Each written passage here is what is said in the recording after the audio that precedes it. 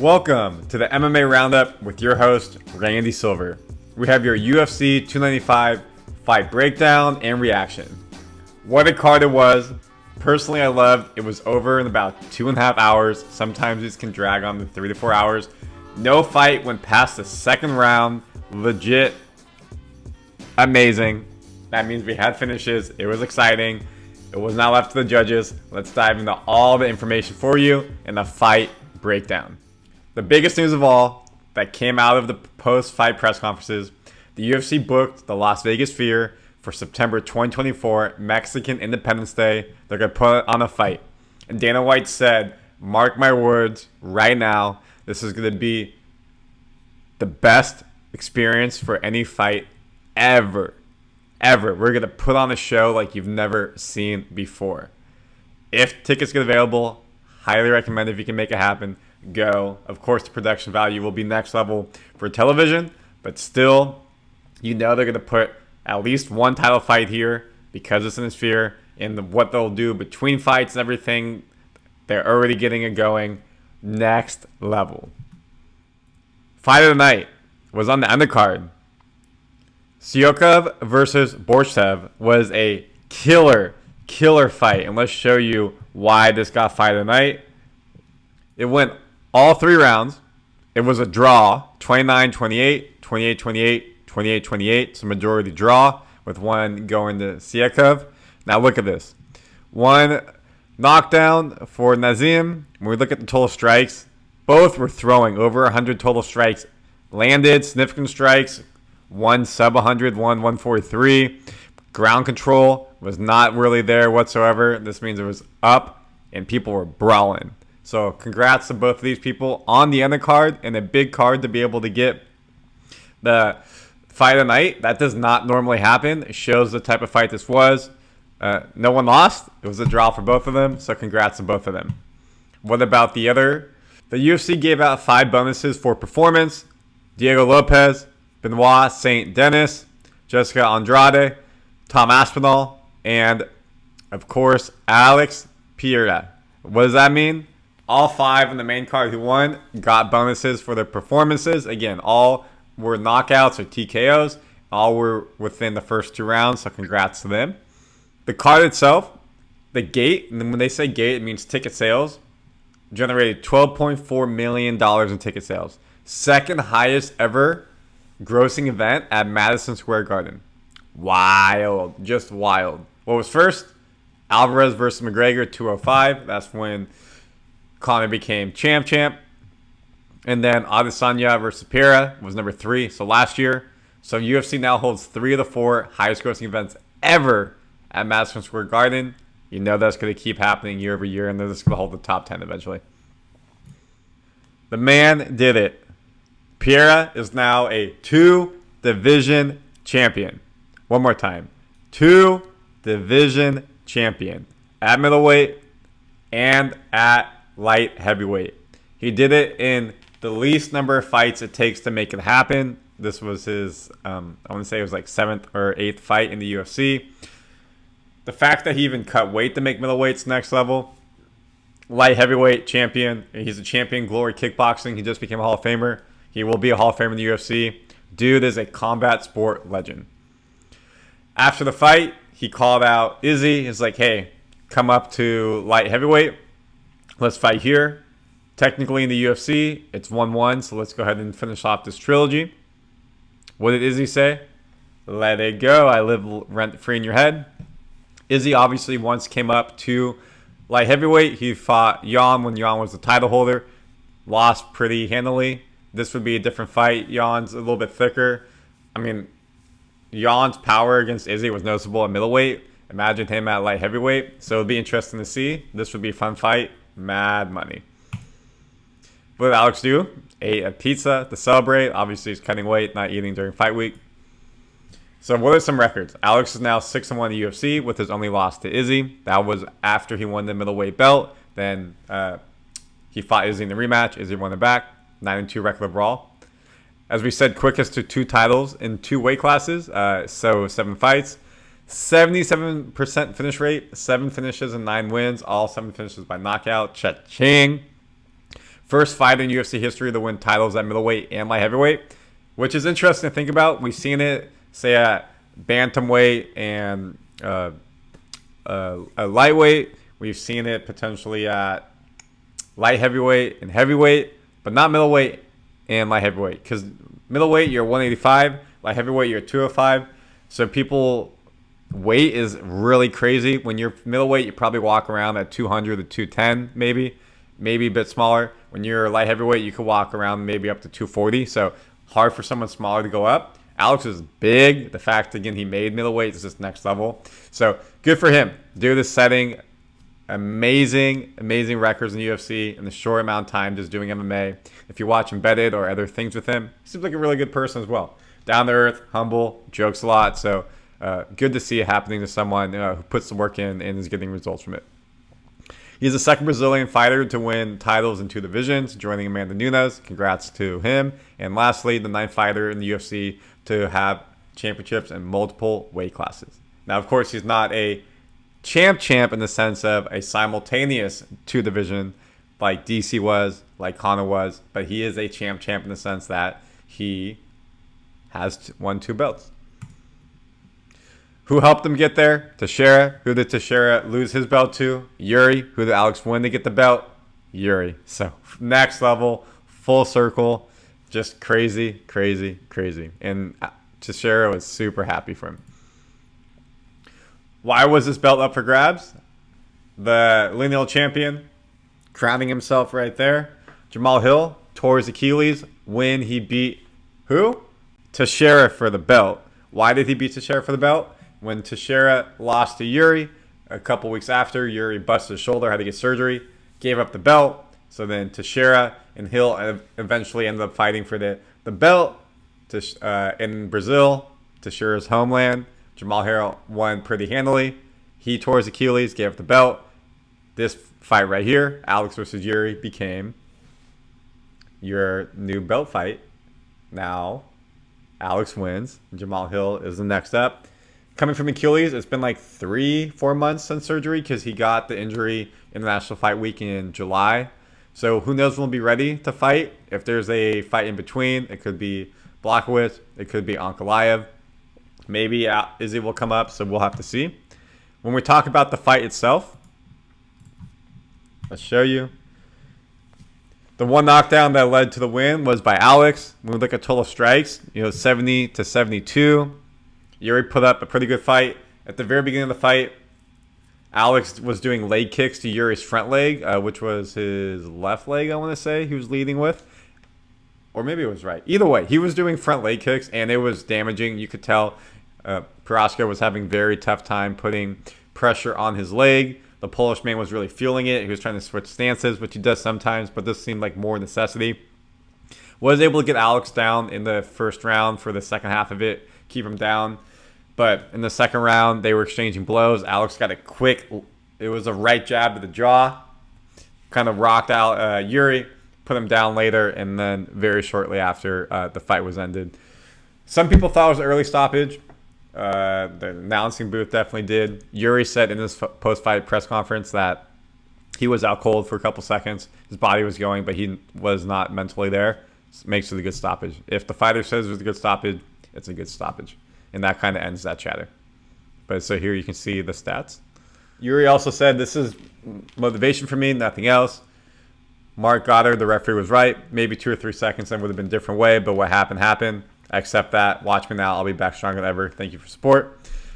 Assume he maybe gets 1 or 2 fights and we'll get us another chance at the title. But he'll have to get a couple fights in for that, especially coming off of surgery. Let's see how you do. And as we said, who does the Brazilian one? Adesanya, come to Zaddy. Your new light heavyweight champion. Congrats. In the heavyweight division, Tom Aspinall beats Sergei Pavlovich for the interim heavyweight title. Again, this fight happened because Jones and Stipe were supposed to fight for the heavyweight title, which was Jones. Unfortunately, Jones tore his pec muscle during training 3 weeks before the fight. So they did a switch up, made this for the interim, and Stipe was in the crowd watching this fight. Aspinall won in the first round by TKO. You could call it a knockout. It was a pretty decisive victory. Tom talked about potentially having issues with Sergei's reach, even though Tom is taller. Maybe he's not as long as Sergei. However, he was able to connect, got him with a good shot to the temple, knocked Sergei. He looked like he could have been out on his feet a little bit, but he was wobbly. And then the left hook took him down on the ground, a couple hammer fists, and that was that. Tom is your interim champion. When we look at the fights, they didn't get a lot of punches off. 14 for Tom to 7 for Sergei. He only landed one strike. Tom got 10. So if they want Tom to fight, he's ready to go in a couple months. He could be at UFC 299, UFC 300. He definitely probably wants to take some time off, so we'll see. He'll probably want to take some time off, so we'll see what happens. But if they get him back in quick, they can do it. One thing to know as well, straight away as I started training, Aspinall said I pulled my back, so my training was not great. My training camp for this fight was almost non-existent. He told Ara Helwani on the MMA Hour that he was literally about to go on vacation the day before he got the call. And he got the call, had to cancel the trip. His family went, but he didn't. So he was training. Obviously, a training camp for a fight's different than just fighters training every day, which they do. Fortunately, pulled a muscle. Amazing that he was able to do this and come out and get the victory against a killer like Sergei. Now you have three champions from England over the course of UFC history. Michael Bisping won on 2 weeks short notice, just like Tom, who's kind of Tom's mentor. Leon Edwards, we know, beat Usman and is currently the welterweight champion. He fights Colby Covington next month, UFC 296 in Vegas. Imagine he wins. If you could do the O2 arena with both of them, it'd go bonkers more than ever. Really, this needs to be at Wembley. Put them at Wembley, you sell that out, it'd be next level. And then, of course, Tom Aspinall. Here's a picture of those hammer fists right before. What did Johnny Bone Jones say? Tom, congratulations on the interim heavyweight championship belt. That was an awesome performance. Here's Aspinall as he's walking back out of the ring. He sees Bisping. They share a moment. Love to see it. What did Dana White say in his press conference? Stipe, not Aspinall, is next for Jones. They both want that fight. It's a legacy fight. They both deserve that fight. History fight. Who's the best? The best heavyweight ever versus the best MMA person ever.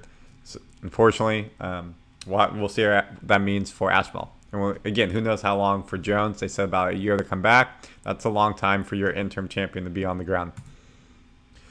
Someone who did call out Aspinall, kind of, Cyril Gahn. Congratulations, Tom.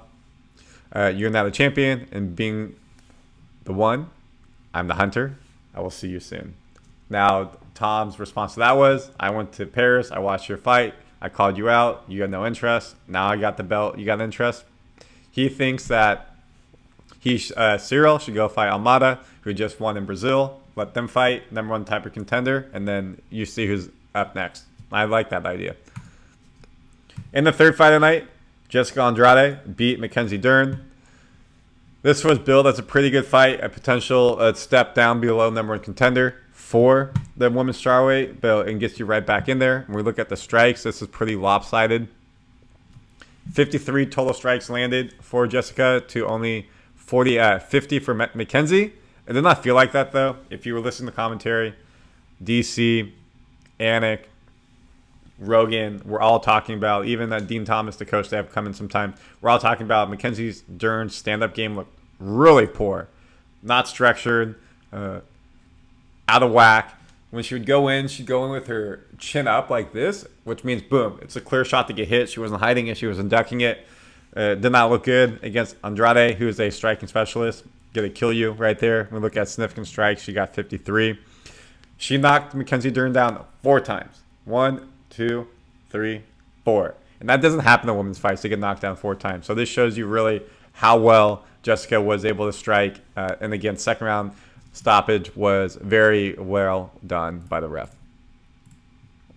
In the third fight, you had Benoit Saint Denis out of France beating Matt Frevola. And this kind of was a shocker. This was, again, the first round. Frevola was doing very, very well. And then Denis was able to get a strike to the head, knock him out, was out cold, was bleeding from it, caught him like right here. It was when they're coming back out of a clinch, struck him, and that was that fight. So very good win for him. 13-1 in the lightweight division. He was unranked, so he will now be ranked probably between 10 to 13. And watch out for him. He's only been fighting MMA, they said, for like 4 or 5 years.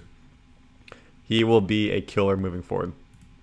And then your prelim start, you had Diego Lopez, who's been on a turn roll himself in the featherweight division, beating Pat Sabatini. First round TKO, same thing. Was able to get some good punches on him, wobbled him, knocked him down. Did not last long, so you can see this ended 130 in the first round. Good way to start the card, and then everyone above them just kept going and going and going and going. Look out for Diego Lopez. He is going to be a top 5 in the featherweight, potential future champion. He is a killer out of Brazil. Here's a picture of that, so you can see the punches. Out, wins. Put up that money sign. And then on the undercard right here, which is great to see. This is something that is unique and has never happened in the women's division before. Lupi Godinez won 4 fights this year. April, May, September, November. She's the first woman ever in the UFC to win 4 fights in 1 year. I mean, usually people fight 2 or 3 fights in a year, going 4 times. That means you're not taking damage, you're training, you're not getting hurt, you're able to go out there. So just baller. Congrats to her. That's a great record to have that won't be gone anytime soon. So look at the rest of your card right here. In your main prelim, Steve Ereg beat Alessandro Acosta. We just talked about Lupi Godinez beat Tabitha Ricci. We have Matuez Rebecki beat Roosevelt Roberts by submission in the first round. We already talked about Borcharev and Sedekaev right here. In the early prelims, Jared Garden got a highlight reel knockout win over Mark Madsen. And this was great to see as well because Gordon has been very open and talked about doing drugs inside Penn Station. It's the train station, subway station right next to Madison Square Garden, living on the streets in New York, things like that. And be able to get sober, get clean, fight, train, be in the UFC. You had that issue with Patty where people thought he won, judges didn't give it to him, things like that. Come to New York, get a highlight win, big time. John Castena won by decision over Kwang Hoi King. Joshua Van won by decision by Kevin Boris. And then Dennis Buzaka lost to Jamal Emmers in a highlight reel knockout as well in the first round. So that's your UFC 295 card. It was a good card, a lot of knockouts. It was fun action, big money, big gate, 2 new champions, 1 former champion, a champion of a new weight class, and a brand new champion, Tom Aspinall. The future is bright for the UFC. Last big card of the year, UFC 296, Las Vegas next month, and you know that we'll have your full recap and preview for you. So come back here to the MMA Roundup on Randy Silver TV, and we have so much more around other sports, especially MMA. I'm going to the PFL Championship, so I'll be reporting live, so check that out coming up. Make sure to subscribe. I got you. Comment your thoughts on the MMA Roundup, on what you thought of UFC 295. Thank you for watching. We out.